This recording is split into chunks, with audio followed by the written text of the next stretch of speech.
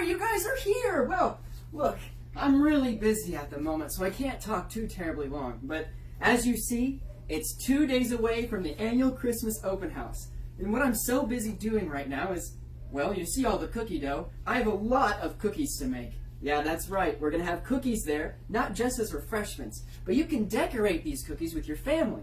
You can probably also do it with your pet, but let's just face it, they're probably going to eat them.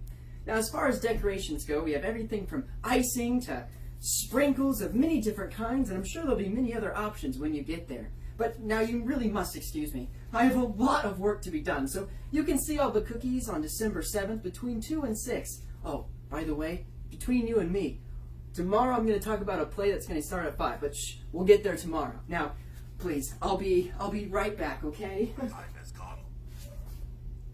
Did you hear that?